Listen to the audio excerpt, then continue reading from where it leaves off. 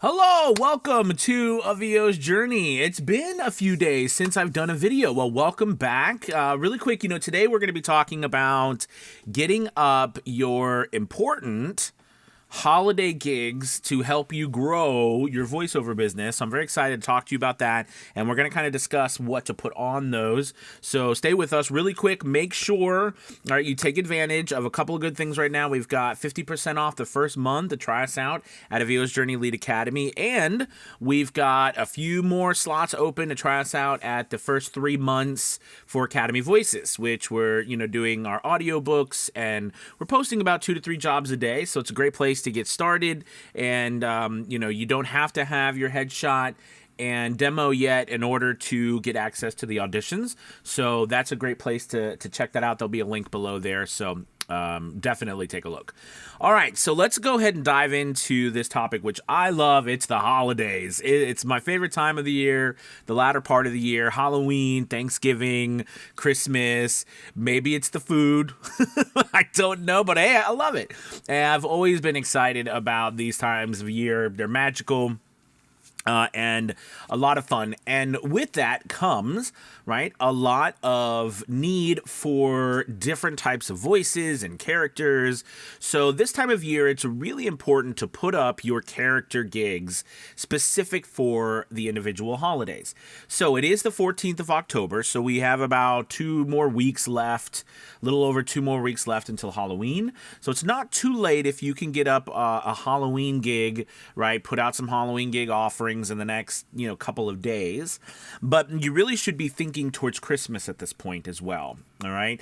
And, so let's kind of talk about what to put up in these gigs. So first off, for, Halloween or this time of year, I really do like to have 3 to 4 different types of scary voices with some sort of scary laugh.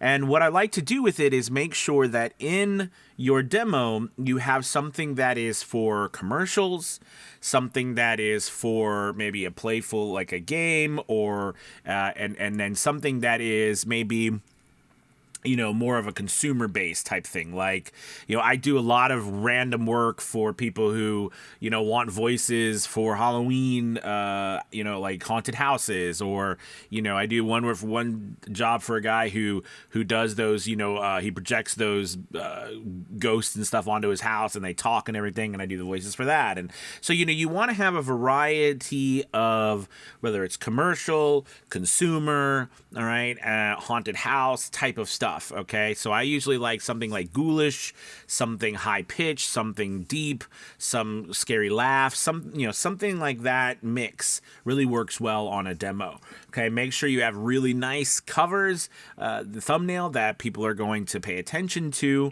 and start off your demo with a bang. Always start off with something really big to capture attention. All right, let's move on to your Christmas demo.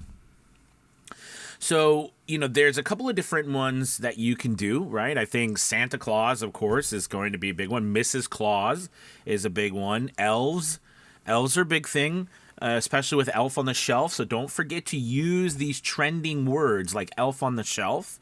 Also, Rudolph, reindeer, right? These types of things. And, don't forget, too, you've got, a lot of different legends and fairy tales and stuff through Christmas time as well. Snowmen, all these different things that you can put onto a demo or name your demo is a good thing. Now, if you do a variety of them, that's great. I do recommend, though, like if you do Santa Claus, make that an offering, like you do Santa Claus. If you do Mrs. Claus, make that an offering, right? If you do, Rudolph the Red-Nosed Reindeer, make that an offering. If you do any, like I said, any of these types, snowmen, elves, Elf on the Shelf, make that an offering, a specific offering, so people who are searching for that will find it. Again, make sure you have something that is a commercial application of it, something that is for like a fun consumer application of it. Make sure you are able to produce it. Can you do it without music? Sure, you can always do it without music. But remember, the more of a production you have, the more it will stand out to people who are listening. But if you can't add music into it, don't let that stop you from at least trying it. You're not going to ruin your business. Okay, in my personal humble opinion, you're not going to ruin your business if you put up something and then 3 or 4 months or 6 months later you're better at it, because we all are. Okay, but I don't want you to just let time go by and not give it a shot. You got to put up your first one, your second one, right? So these are the things that I would be getting up right now. Now for Thanksgiving, you definitely can put up something for Thanksgiving. I mean, you could try a turkey. You could try, something like to that nature. But I think you could, just target Thanksgiving from an aspect of a commercial aspect, because as we know, there is a very basis for Thanksgiving, but it's turned into very commercial, aspect of selling food. So, I think that that's a good way for you to put up something for your Halloween or for your Thanksgiving gig. But it's not going to be as much, right, as, Halloween or Christmas. Just because there's not really the characters involved. Anyways, this is the time to now, if you haven't got them up yet, to do it. How many you should put up? As many as you can, right? As many as you can, or as many as you're good at, okay? Now, if you put them up, will business flood in for you? It might not. You might not get anything, okay? But the point here is that we're targeting trending periods throughout the year, right now, the holidays, and we are, trying to put ourselves in the best position to at least be seen and get opportunities. Because if we don't put any of that up, we're not even going to be considered.